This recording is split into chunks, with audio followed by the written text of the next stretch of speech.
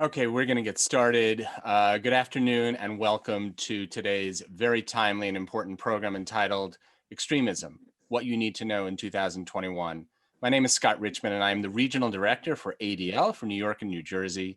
We are honored to partner on this program with the New York Board of Rabbis and the Museum of Jewish Heritage. Each of our organizations is committed to fighting anti-Semitism and hate. As we saw the rise of extremist activity this fall, our organizations came together to create an event around that issue. For ADL, we believe deeply that by exposing extremists to the light of day, by making their intentions known, their names, their practices, and their ideologies, we would be able to send them back to the margins. Unfortunately, we all saw a terrible example last week at our nation's capital of just how much extremists feel empowered and have entered more mainstream spaces. ADL's Center on Extremism monitors extremists across the ideological spectrum. Our staff of investigators, analysts, researchers, and technical experts strategically expose and disrupt extremist threats, both in the virtual and real world. It is the foremost authority on extremism, terrorism, and hate, both foreign and domestic, and we provide resources, expertise, and trainings to law enforcement that enable them, public officials and community leaders, as well as internet and technology companies, to identify and counter emerging threats. I'm so pleased that my incredible colleague, Oren Segal, the director of that center, is one of our panelists today, along with the extraordinary activist Eric Ward and author Talia Levine. Our job this afternoon is to present these experts on extremism who can help us understand what we are facing both today and in the near future, as well as offer us ways to fight back. Judging by the very high number of registrants for this program, this is clearly on everybody's mind. Just so you know, this program is being recorded. With that, I will turn the program over to my good friend, Rabbi Joseph Potasnik of the New York Board of Rabbis, who will co-moderate the discussion with Museum President and CEO Jack Kliger. Scott, thanks so much. It's always an honor to be with you and with everyone who's on the panel, as well as the many people who are listening to this program today. And to be with Jack Kliger of the Museum of Jewish Heritage, I think to myself, you all could have had Jake Tapper and Chris Wallace, but unanimously you decided to go with Jack and myself. So it says a lot about your great judgment. Years ago, I recall walking in to my son's room to borrow his globe. As I was walking out with it, he looked up, he said, "Dad, where are you going with my world?" I think many of us are asking that same question. Where are we going in our country in light of all that's transpired, not just last week, but over a period of years? There are people on this call who have different viewpoints, but I learned growing up from my father the importance of a Yiddish Hebrew word, efsher. It means maybe. Maybe the person who thinks differently than you knows more than you, or at least as much as you. And I would hope that we are going to create that climate where efsher becomes dominant, where we could listen and learn from one another in an America where a Scalia and a Ginsburg could be so different and yet so connected to one another. Thank you so much. Jack? Well, thank you, Rabbi Potasnik, and thank you, Scott, for both of your organizations partnering with the museum on this very important subject and this very important panel. I would like to ask the attendees to place their questions in the Q&A box, which will then be reviewed at the end of the discussion as we open it up for questions and answers. Let me introduce the three distinguished panelists on today's discussion. Kylie Levine is a journalist and author of the terrific recently released book, Culture Warlords, My Journey into the Dark Web of White Supremacy. Oren Segal is vice president of the ADL's Center on Extremism, and Eric Ward is executive director of the Western States Center and a senior fellow at the Southern Poverty Law Center and Race Forward. I will now turn it back to Rabbi Potasnik, and we will get into the content of our program. Thank Rabbi? you. To our panelists, I want to begin with this question. How did we reach this point where it seems that sewer covers have been removed and the ugliness has emerged, and we have people who are consumed with their hatred, don't hide their identity, willing to take pictures, pose publicly? Why now? What's happened? Yes, this is Eric Ward of Western State Center. It is such a pleasure to be with you. And I think this is an important question. We're all familiar with the events of Wednesday, January 6th that occurred in the nation's capital, the attack on the joint session of Congress, the placement of pipe bombs at both the Republican National Headquarters and the Democratic National Headquarters, the killing of a law enforcement officer, and the attempt to take congressional members hostage to do them harm across the political spectrum, targets including Nancy Pelosi and Mike Pence. How we got here is over decades, and at the heart of it, I would argue, is anti-Semitism, and I'll explain. Anti-Semitism isn't just at the core of white nationalism, this social movement that is seeking to create a white-only ethno-state in the United States by removing people of color and Jews. Anti-Semitism is the core of white nationalism, and it's so central to white nationalism that I believe, as a Black activist and a racial justice activist, that people of color and other marginalized groups will never win equity if we're not also active in the struggle to uproot anti-Jewish hate. It is that unfettered anti-Semitism that has brought us to this moment. Amongst 21st century white nationalists, and I'll explain this, Jews are cast in the same role that they have always filled for anti-Semites, as the absolute other, demon stirring a pot of lesser evils, and the driving force behind what white nationalists have framed as white genocide. This is a false narrative, but at the foundation of the modern day narrative is the explicit claim that Jews are a separate race, and that their ostensible position as white is the greatest trick that the devil ever played. For white nationalists, Jews, despite and indeed because of the fact that they're seen as white, are placed as an enemy race that must be exposed and eliminated. This fantasy of invisible Jewish power explains for white nationalists how Black Americans, a race of supposed inferiors, could orchestrate the end of Jim Crow, or how feminists and the LGBTQ community could upend traditional gender roles, and how immigrant workers could mount successful challenges to address economic inequality. Folks often ask me, where is the anti-Semitism in the white nationalist movement and what we saw on the streets of DC last week? It's everywhere, from those who wore t-shirts saying, Camp Auschwitz, to individuals who participated, who had been arrested for anti-Semitic crimes in the states that they originated from. It was also when the Tree of Life shooter said Jews were committing a genocide against white people, he was using a language that was intimately familiar to his fellow white nationalists. Such rabid anti-Semitism is the framework in which the entire movement that we saw attempt to subvert democracy functions. My sense in the closing of this question is to refuse to deal with any ideology of domination is to abet it.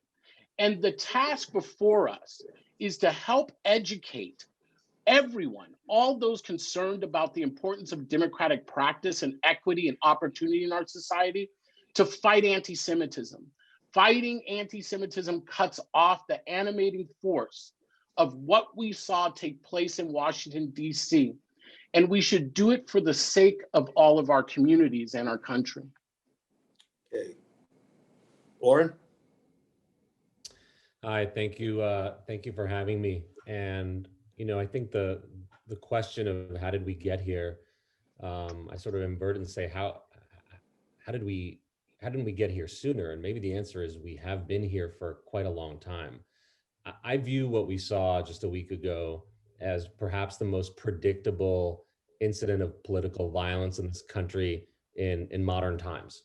I mean, anybody who was paying attention to the spread of bigotry, anti-Semitism, Islamophobia, anybody who was paying attention to what we had seen happen at state capitals around the country over the past 8 months, anybody who has been observing online discourse, not only by extremists, but on these spaces that are not inherently extreme, can't be surprised about the logical conclusion that I believe January 6th was. Now, it doesn't mean that we can't be shocked. In fact, we have to be shocked. Sometimes we need to be shocked into action to push back against it. But the question of how we got here is not built on even what I just mentioned. It's not even the last couple of weeks, where we saw, by the way, in DC, violence erupt in the streets, including vandalizing an African-American church, stealing a Black Lives Matter flag and burning it. It's even before 6 weeks before that, when violence in the street between Proud Boys and innocent bystanders erupted. It's before we saw Governor Whitmer in Michigan be the target of a plot to kidnap her. It's before reopened protests around the country in which armed men, primarily men, were storming capitals in order to push back against efforts to actually try to protect communities from a pandemic.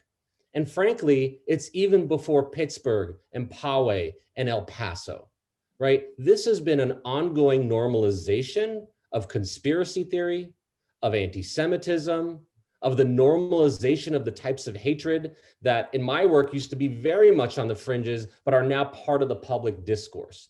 And also it's in the failure of our leaders to speak out consistently and clearly against these animating factors. And I'm going to make one more point before we'll hear from Talia, is that it is a mistake if we view what happened in DC as purely the result of white supremacists, anti-government extremists, conspiracy theorists, and those who are motivated by disinformation.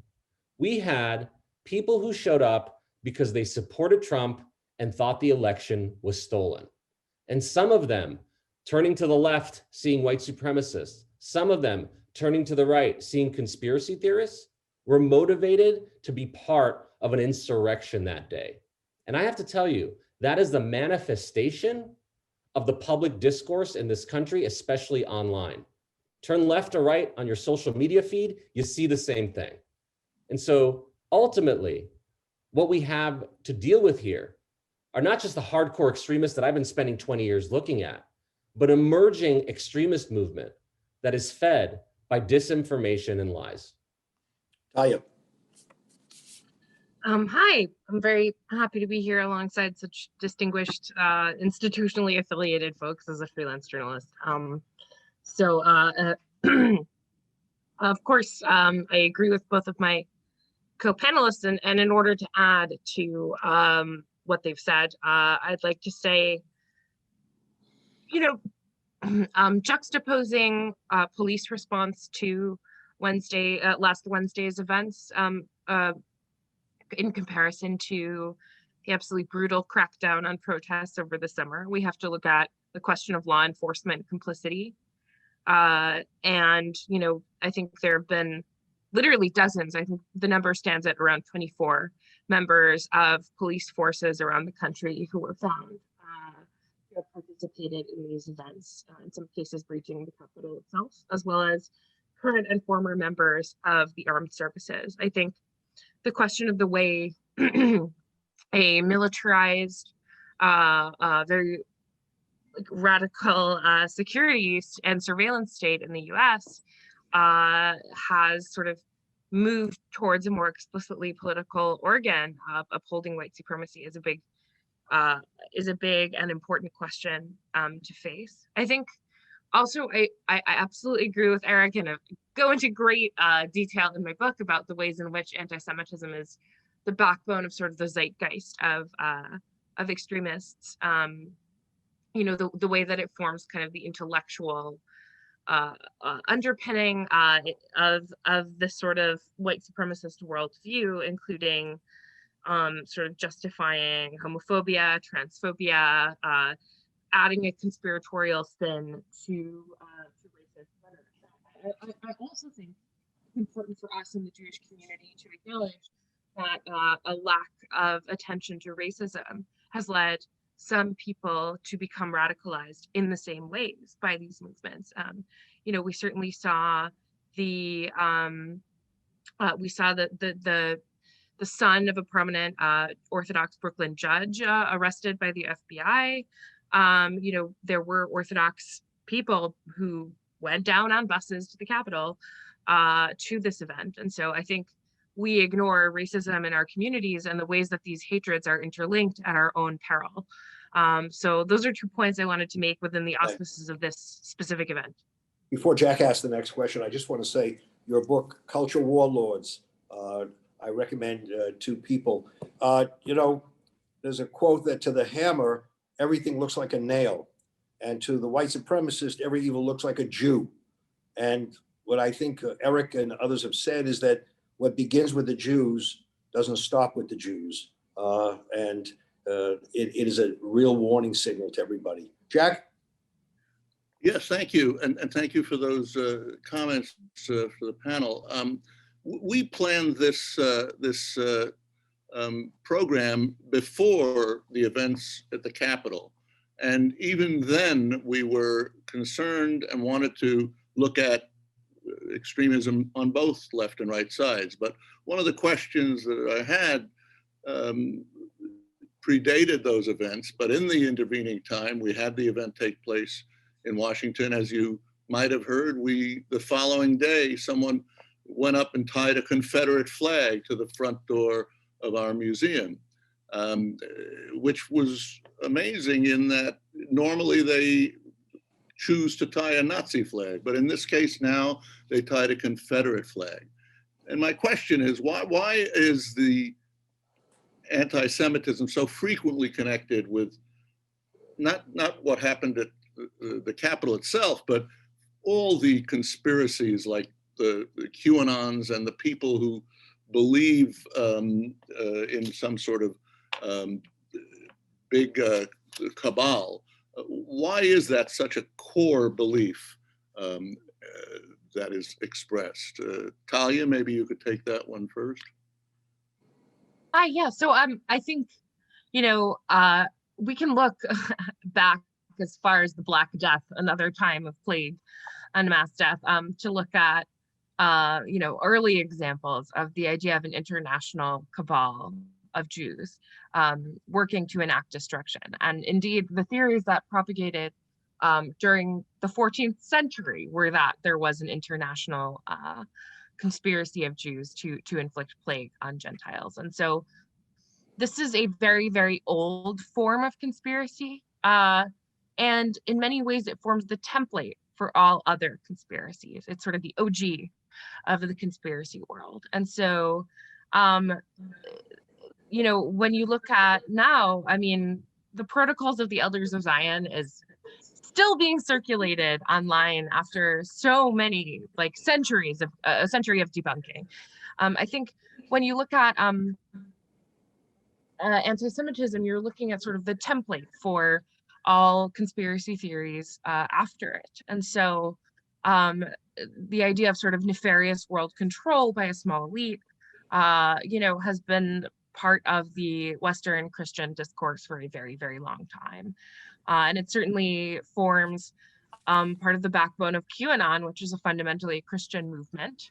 It forms, the backdrop of so many of these conspiracies that we're currently seeing. And so it's sort of the sine qua non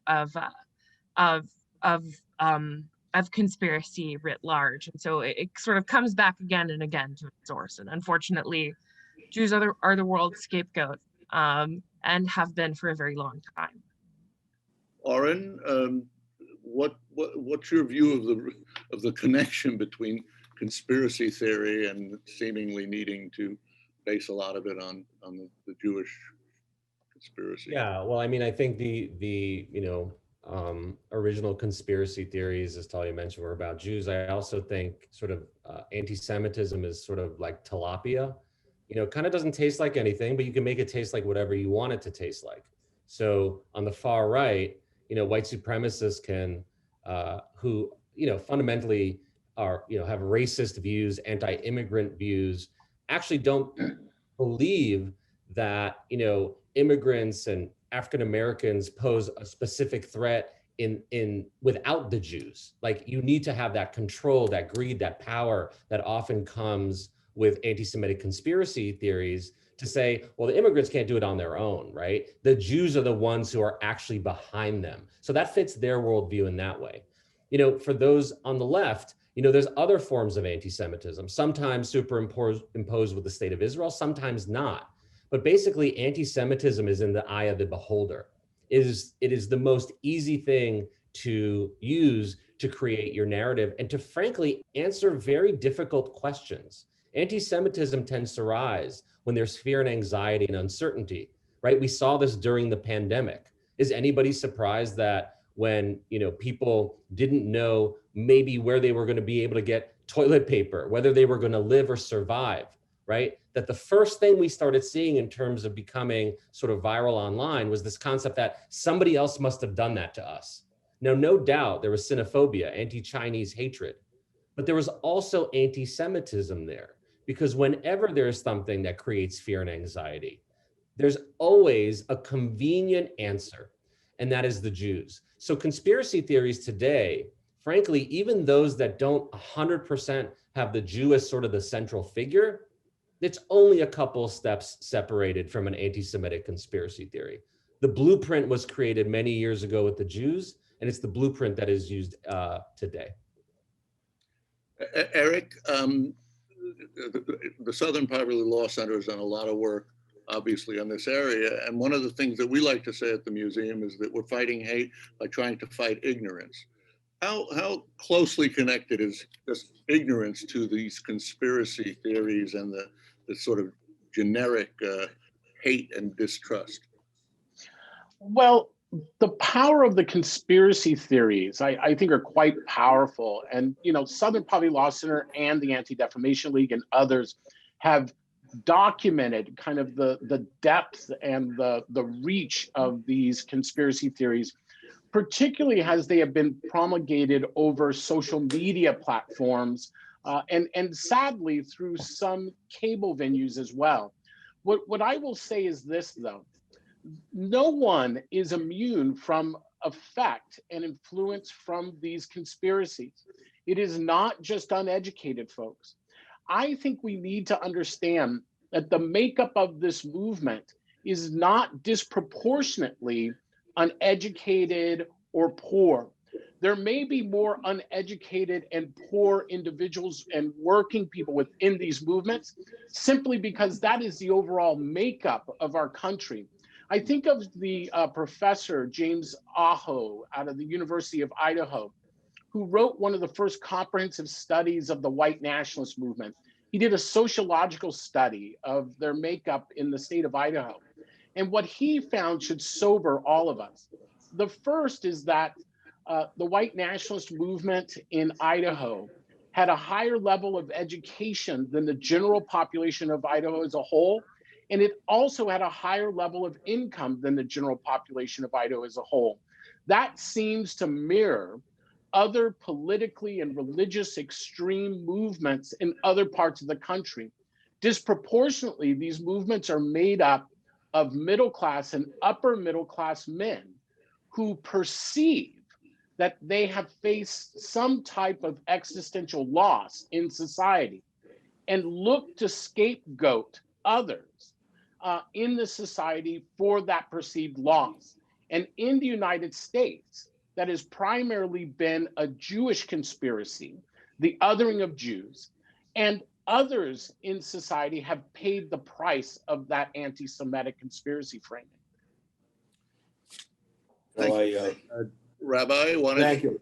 I look at that conspiracy theory, even going back to the Bible with Pharaoh, where Pharaoh said, if we don't stop the Jews now, they're going to take over the country. I think, to me, that was one of the origins of a conspiracy theory. I always want to say this: those are the demonstration Washington. We're for all different backgrounds, and I just don't want to see someone from one group be used to tarnish an entire group. There are deviants amongst different peoples, and one person's malfeasance should not be descriptive of entire people. I just hope people don't get into that kind of mindset. Let's take a look this way. Let's look the other on the other side of the left. My parents always taught me, look both ways before you cross the street. What does it look like on the left side? And let me recommend two articles. One is by Ann Applebaum, The Answer to Extremism Isn't More Extremism. And the other one by Barry Wise, Stop Being Shocked. Jack, you were kind enough to send it to me. That's in Tablet Magazine. Stop Being Shocked. The Answer to Extremism Isn't More Extremism. Let's look at the left. What does it look like there? One of you want to begin? Well, I think, I'm a lot more to the left than I think anyone else on this panel. And I think certainly anti-Semitism exists on the left. It's often wrapped up in anti-Zionism. I think Ann Applebaum and Barry Weiss both have absolutely disqualified themselves from really offering very potent commentary on this moment by their absolute fixation on really false narratives. I mean, we're talking a week after the storming of the Capitol. Every single fatal attack on Jews that has happened over the past 5 years has been under the auspices of the far right. And I think it's incumbent on us not to ignore and not to make false equivalences. I think many of us are embedded in a narrative where there has to be equivalence, there has to be objectiveness. And I think it's important to really pay attention and note that the fatal threat against Jews in the United States is coming from the right. And to sort of bend over backwards and go out of our way in order to find, particularly in Barry Weiss's absolutely ridiculous book, How to Fight Anti-Semitism, which I reviewed for The Nation. It was a tough read because it was stupid and it was badly thought out, as she is a bad and poor thinker. She talked endlessly about the sort of anti-Semitism on the left, but couldn't come up with a single substantive example because she simply is a lightweight thinker, and I'm unimpressed by her and by her colleague.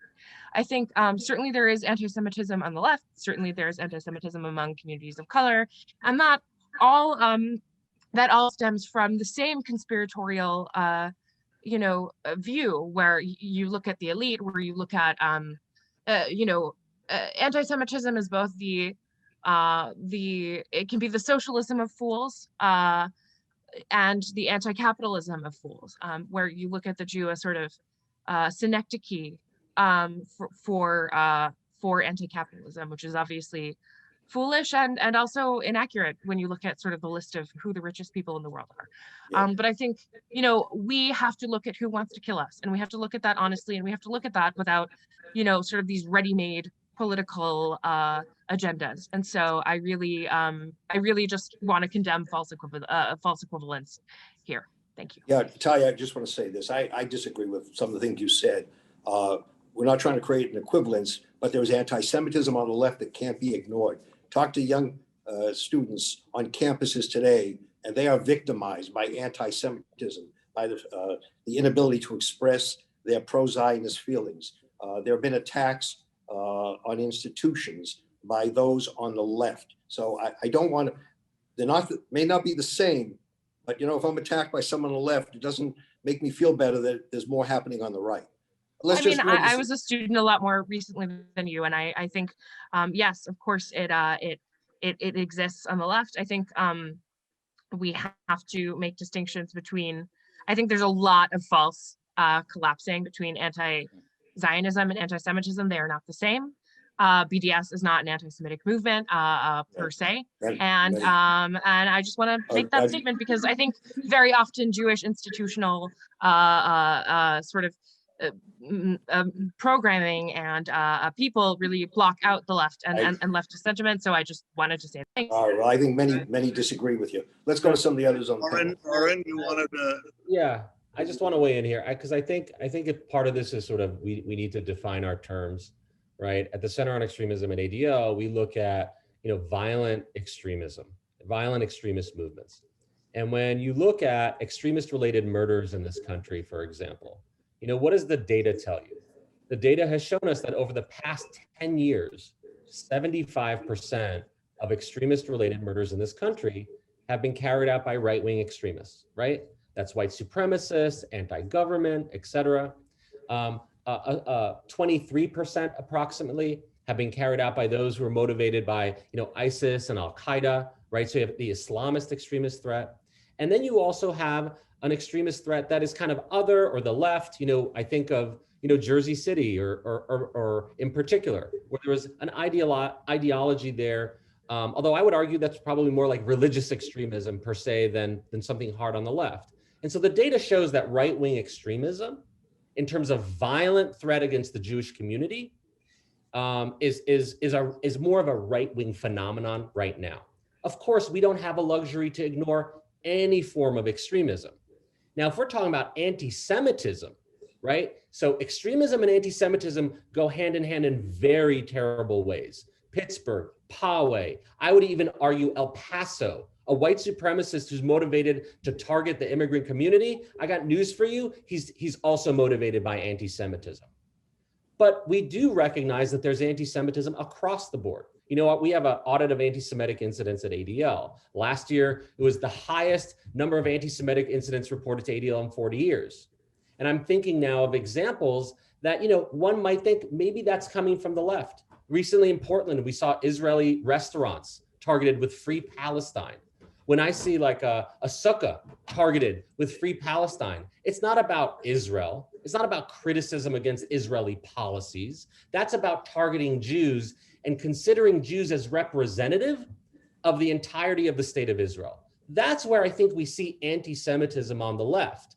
But I want to be clear, when we're talking about violent extremism in this country, for now, it's not equivalent. Okay. But, Yep. Eric, would you like to weigh in? Always, but I know there are more questions, so I'll just say quickly, one of the ways that I think we have found ourselves in this moment is that many of us have chosen to put our ideology, right, ahead of our values. I don't need an ideology to teach me how to be a human being and how to walk through the world. But for too many of us, we first decide what our ideology says we should stay, how we should feel and act, and then we adjust our values accordingly. This is not only in the conversation of white nationalism and anti-Semitism, it is functioning across our society right now to great harm. It is time for us to begin conversations that start with values. And I'll get back to the point of anti-Semitism on the left. Is there anti-Semitism on the left? Absolutely. Is it the equivalent of the banality? Is it the equivalent of the evil that we are seeing functioning right now, right? In the what is known as the white nationalist movement and its broader alt-right coalition. I'm not saying everyone who showed up in the demonstrations in Washington, D.C., right, was a hardcore anti-Semite or racist. But we can neither ignore that what fuels the engine of that overall movement is anti-Semitism. It is what drives the conspiracy of QAnon.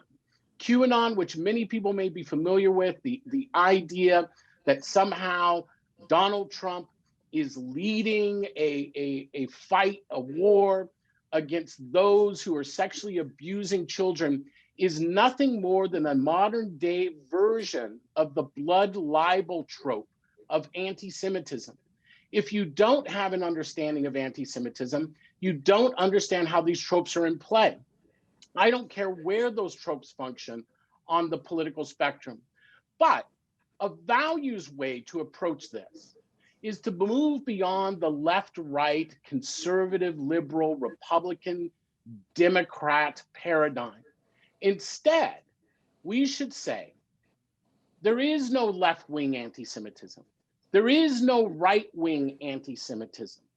There is merely anti-Semitism in America, and how some political movements choose to tap into that anti-Semitism in order to build power, in order to advance policies and narratives that don't bring Americans together, but divide us. It is that need to have much more of an open debate on anti-Semitism that allows our communities to build the necessary muscles so that we can counter those false narratives in our society. It is anti-Semitism that helped get us to this moment. It doesn't mean everyone is an anti-Semite. But in the same way, if I could proffer another example, not everyone who fought on the side of the Confederacy was choosing to consciously defend slavery, but that's what they were doing in the end.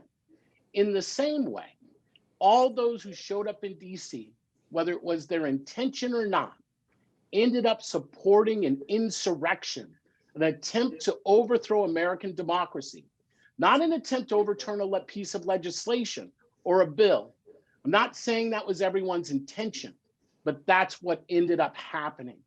And those who drove the movement ideologically built their ideology on the frame of anti-Semitism.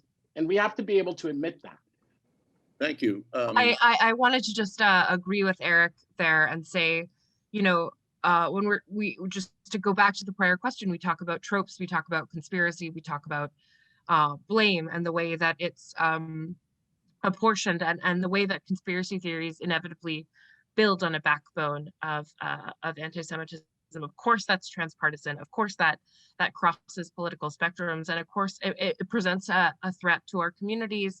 I think that it's just vitally important that that we do sort of use this framework to fight against hate in all of its different manifestations, and to try to band together against hate and not simply pay attention to it when it impacts our own community. Okay, that's a good point, Talia. Thank you for that. I'd like to see if we can take a turn on our sort of final lap here on a different area, and that's not the question of the conspiracy theories or who's on the right or who's on the left, but having come from a background in media myself, I want to talk about the highways that have been established for people to communicate that, and that has to do with how media today, social media, as well as even the cable media eco world, have helped to enable, enhance, and increase this kind of issue. I think Sacha Baron Cohen said, imagine if Joseph Goebbels had Facebook to work with. So I'd like to ask the panelists to talk about the role of media and communications in today's world of issues and where that's leading, where it's going. Oren, do you want to start off on that? Sure. So, you know, I find the discussions about the role of social media after tragedies to be kind of interesting, right? Like we see some companies who are making efforts now to, you know, deplatform anti-Semites and extremists, make it more difficult for them to be able to spread their message. We saw this before. We saw this after Charlottesville. We saw this after the Christchurch shooting in New Zealand. And listen, we need to applaud to some degree efforts to stop harassment of folks online, incitement of violence, and what we see sort of play out on the ground because of that ability to communicate. But it has to be a standard practice, right? It's not enough for it to happen after a tragedy occurs. And so this is the challenge, because more and more people are getting their information and their news you know, from their Facebook feed, from their Twitter account, from whatever other apps they're using. And so, you know, unlike, you know, other platforms like, you know, newspapers, cable news, it's also participatory. And I'm going to give a quick anecdote here. One of the striking images for me from what we saw at the Capitol was this anti-Semite and white supremacist. He goes by the name of Baked Alaska.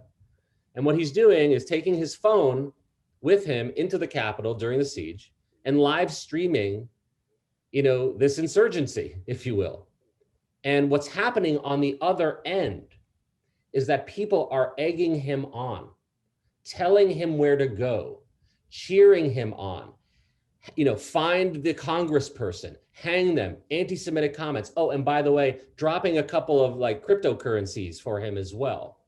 And so here's a person who's literally in the act of, a terrorist insurgency performing, but there's an audience behind him that is celebrating it.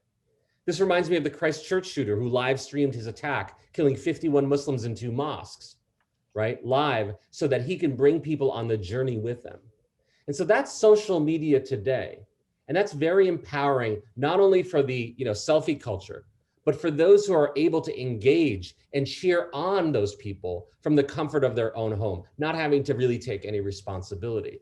This is why at ADL we've been so focused on helping companies, identify hate and extremism, but frankly, sometimes encouraging them very publicly that they have to do more. I will just say this, it is not unreasonable for people to expect to not be harassed online, right? For incitement to violence to be, dealt with. And a lot of times it's under the guise of free speech that this is up. Well, guess what? If I'm being harassed, if anti-Semitic violence is up and it can be connected to online extremism, then you're infringing on my freedoms, right? To speak and to be who I am.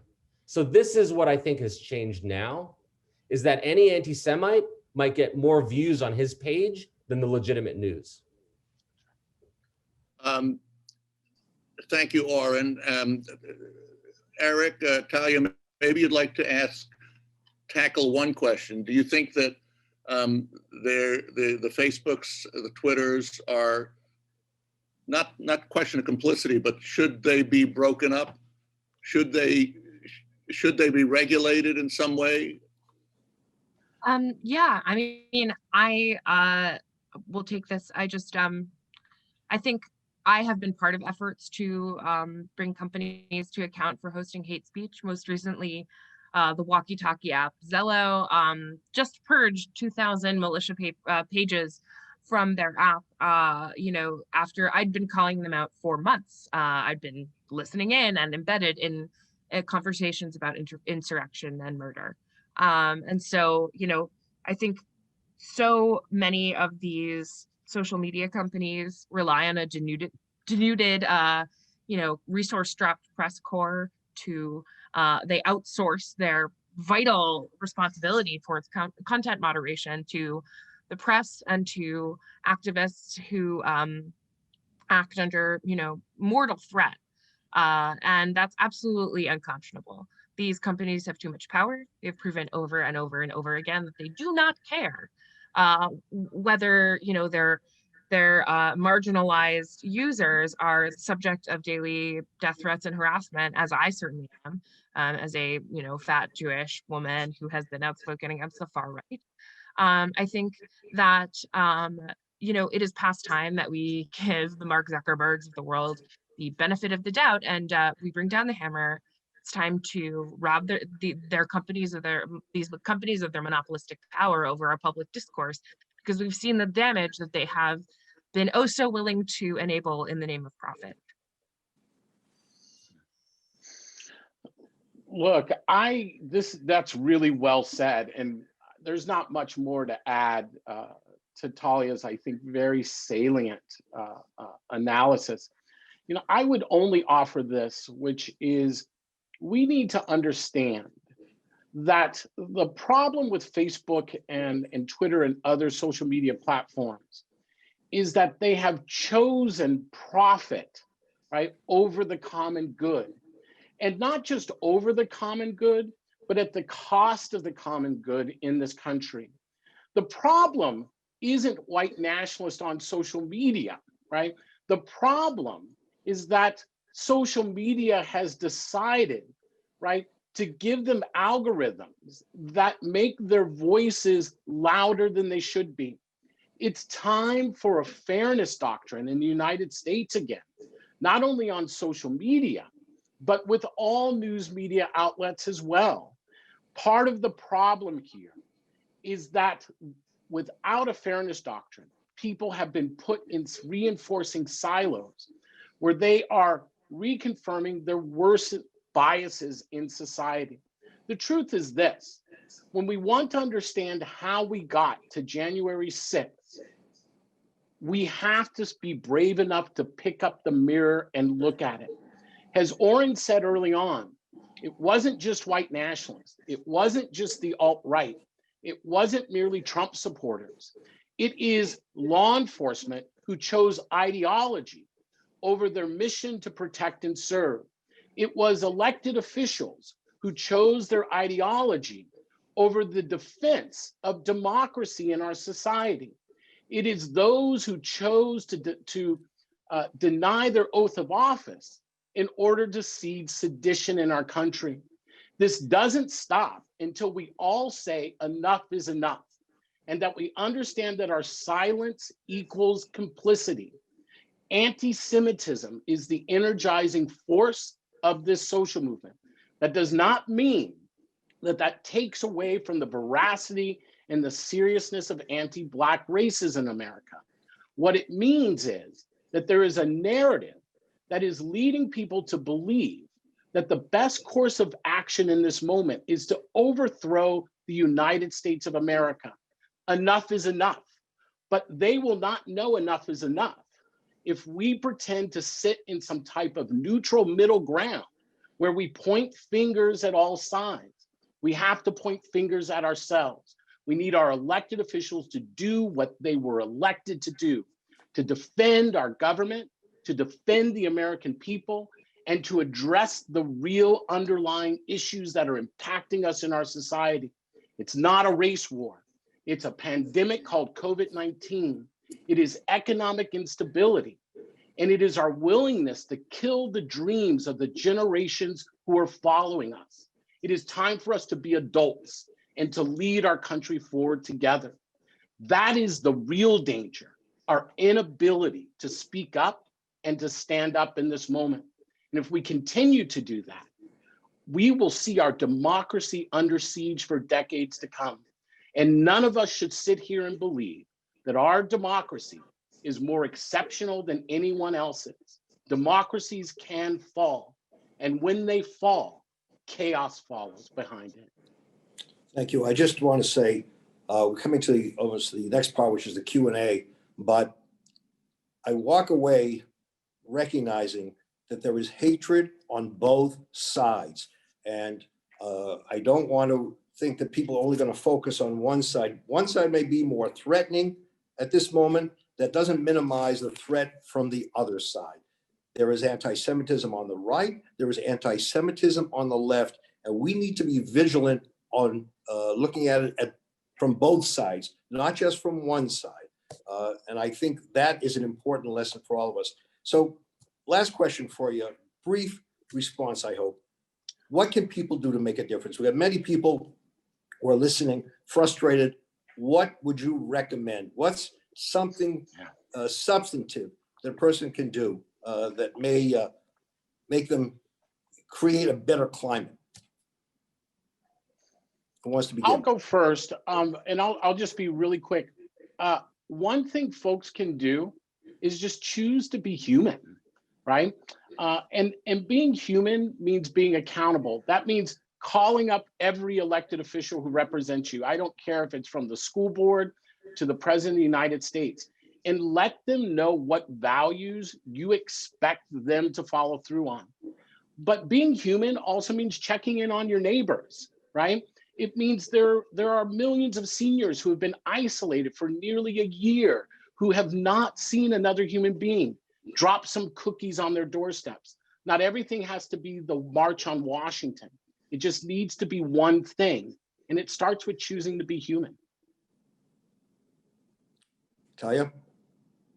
I think that, one of the biggest things that we can do is to choose to confront the far right and fascism in our communities, whether that means, forcefully repudiating racism and hate when it appears in our own communities and in conversations with people we know, but also when we see hate groups organizing in our community to show up physically to confront them, and also to make sure that, the employers of fascists are aware of their identities, that their communities are aware of, who exactly who is within them. I think that I'm an anti-fascist. I identify as the dreaded Antifa.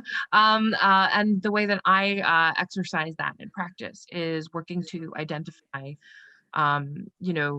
groups that are organizing on different, apps and making sure that those tech companies are aware, calling them out in public and shaming them when they don't take action, which is more often than not. Making sure that people who are on the far right can't retain their anonymity and spread their hatred anonymously to identify people that need to be identified.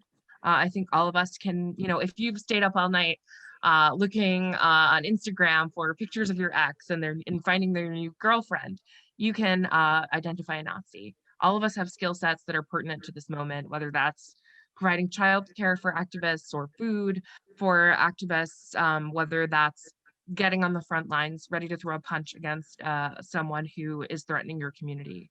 And it's incumbent on all of us to step up in this moment and to meet it with the gravity that it deserves. Oren, and then we're going to go to Rabbis Wiedehorn and Gerson for the Q&A session. Yeah. Oren? So just a couple very short things. I think speaking out against anti-Semitism and other forms of bigotry is critical, not just outside of your community, but I think, as we heard from Talia and Eric, inside the communities that are closest to you. That's where you're going to have the greatest amount of impact. I think we need to start listening to each other a little bit more, especially in the communities. You may not agree with everything, but listening is a skill that I think has been lost. I think there are many, many ways of being an ally to those folks who are targeted. I think of the mission of the ADL to stop the defamation of the Jewish people and secure justice for all.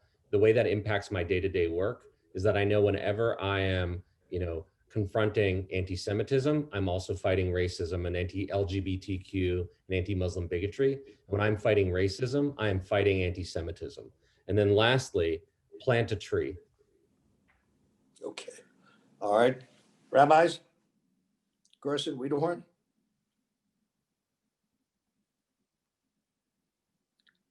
Thank you so much for this enlightening and lively discussion.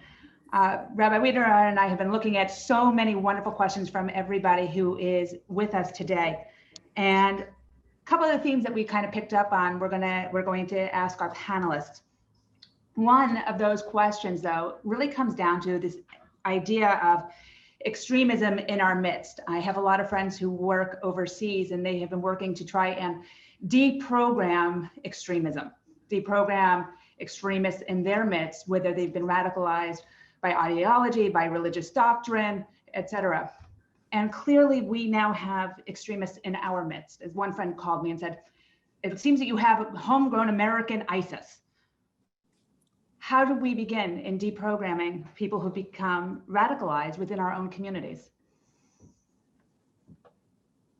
So actually something that I've noted is that many times people who are outed as Nazis, as neo-Nazis, many times people who are, the people who were outed as insurrectionists at the Capitol expressed contrition, expressed remorse. Sometimes people who have been outed as Nazis, lost employment, faced consequences, wound up leaving the movement. Wound up saying, this isn't worth it after all, to spend all my days spreading hate. I think that imposing consequences on hate speech, hate actions is really often a vital tool towards getting people out of these movements and towards de-radicalization.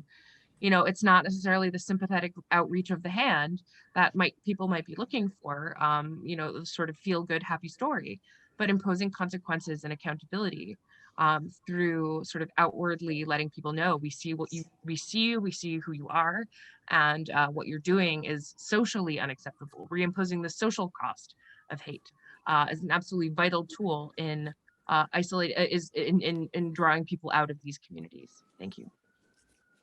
What else? Are we going to another question, or are we answering the same question? Because If you want, if there's something you want to contribute, Yeah. others, we'll go to the next question. I would just say quickly, I think there are opportunities of, former extremists of doing some work in terms of outreach, in a sense that they, may have a narrative that they think sort of is able to engage with people who are going through it. But I also think we have to start earlier.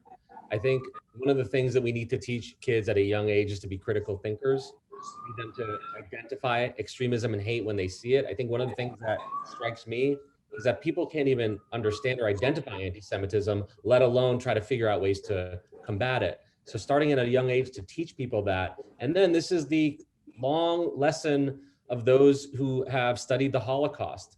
Teach people that they have a role to not be bystanders, to stand up for those people who are getting bullied, to identify it and to act.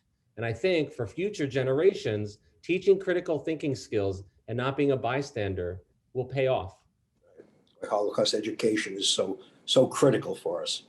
All right, Eric, did you want to add something before we go to the next question? No, I think those are great answers. We will try to get some more questions in. All right, Rabbi. We've heard a few times that anti-Semitism often leads to persecution and hatred of other groups. Can you elaborate a little bit more on some of the ways in which that invariably manifests itself? Yeah. So one way that it manifests itself is in how the white nationalist movement has come to understand legitimate grievances from the Black community in the United States. It has used anti-Semitism to argue that those legitimate grievances need not be heard, that they're not credible. And they do so by removing the agency of Black people, saying that Black people are merely nothing more than puppets on the strings of their Jewish puppet masters. So that's one example. But another more shocking example, right, is the mass shootings we have seen in El Paso, the killing of Latinos in a Walmart, right? The mission-oriented hate crime that targeted Sikh Americans in Wisconsin about 10 years ago through kind of anti-Muslim bigotry, or the killing of African Americans worshiping in a church in South Charleston. While certainly Islamophobia, racism, and xenophobia played a role, all of us are clearly aware that the killers in those events were also driven by an overarching anti-Semitic narrative where they believed they weren't only harming these communities, but that they were also at war with the Jewish community. It's not surprising that Bake Alaska, the alt-right white nationalist activist that Oren mentioned, who was walking through the nation's capital, recently is being investigated for destroying a banner outside of a Jewish menorah outside the state capitol in Arizona. The fluidity of anti-Semitism between what we are seeing now certainly underplays and distracts from real issues of equity and that are occurring in the US. All right, I think we could have time for one more or two more questions with brief responses. Rabbi Gerson, do you have one?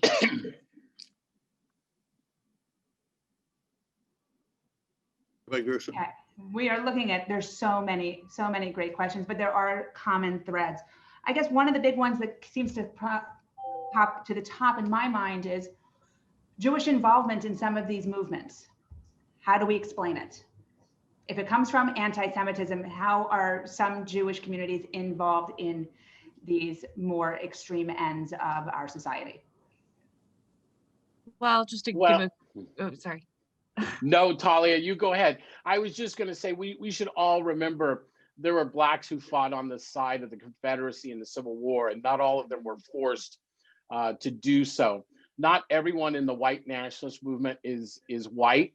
And I think it's important to remember that, yes, there will be Jews who are attracted to that authoritarian style ideology, but it doesn't represent, just like in the Civil War, the majority of Jewish thought. But Talia, please.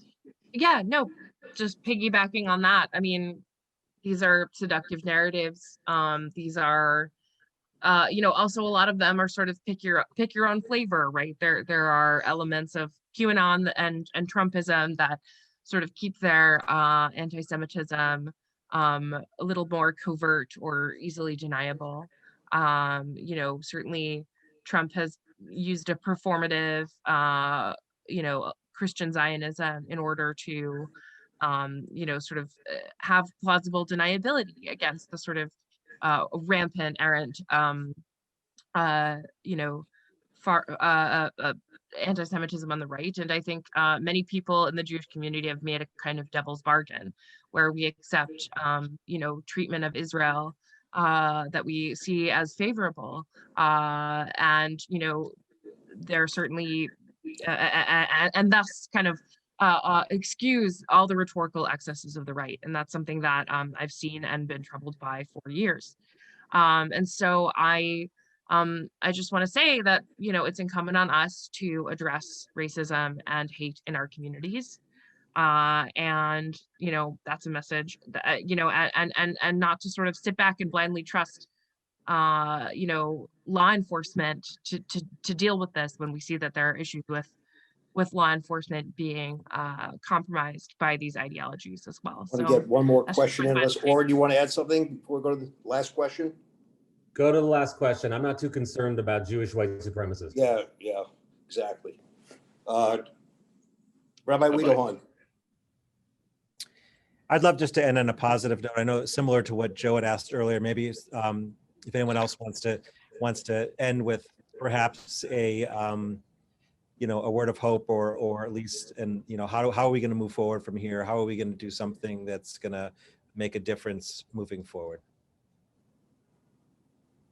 I think that, we have to work together. My hope comes from my comrades, from, the people that I work with to hold white supremacists and hate mongers accountable, to know that every day I wake up to fight fascism. That's something that brings me tremendous hope. And my hope is that this is a galvanizing incident for people to try and face down hate and to work together against it. So that's where I derive hope. Okay. Oren? I'll go next, which is, I also get personal hope from a team of folks that I work with at ADL who have committed their lives to getting extremists who want to impact communities around the country off the street, who want to help educate people about what they need to look for in terms of extremism, anti-Semitism, and hate. And lastly, I think the hope is that ultimately, the same day that what we saw in DC was the day that we saw the first Jewish senator in Georgia elected, first African-American senator in Georgia elected. That to me is America. The same day that can happen is the same day we have extremists in DC. So let's just sort of understand that with every step back, we can find steps forward. And every extremist incident, hate crime, anti-Semitic incident is an opportunity, right, for people to speak out. And this time won't we remember just for the hate and extremism, but what good people did when that arose. Right. And the certification of the election the same day. Right. Eric, anything you'd like to add as to why we should have? I would just tell folks to be in organization. There is things we can do as individuals, but it's more powerful if we're part of a social committee in our house of worship, if we are part of the Anti-Defamation League or Southern Poverty Law Center, or even the Jewish Heritage Museum. When we come together as communities, we have an opportunity to speak up and speak out. If I could give folks just one critical critique, piece that everyone can do. What everyone can do is to pick up the phone, open up an email, and reach out to your elected officials. You don't need to move a policy. You just need to tell them what values are important to you. That is non-political, that is non-partisan. And each of us can do that, whether we are 6 years old or whether we are 96. All right, I just think back, Marian Anderson, victim of prejudice, of racism. She would sing in front of many crowds at opera houses, and she couldn't stay in certain hotels. Schweitzer, victim of anti-Semitism, they formed an alliance. And Anderson would often stay at the Schweitzer family home because she couldn't stay elsewhere. That's what we need, alliances. Decent need to stand against the indecency. Thank you all. Scott? That's a great note to end on, Rabbi. And thank you. Thank you, Talia Levine, Eric Ward, and my colleague, Oren Segal, not only for enlightening us all this afternoon, but also for the extraordinary work you do every day fighting extremism. My gratitude also to Rabbi Joseph Potasnik and Jack Kliger for your excellent moderation of today's discussion. For those of you who wish to view the program again or to pass it along to others, we'll be sending a link to the recording to all attendees, as well as links to resources which will take us all to the next step. And of course, our biggest thanks goes to all of you for taking the time today to learn and to find out how you can help fight hate for good. This ends today's webinar. Thank you. Thank you.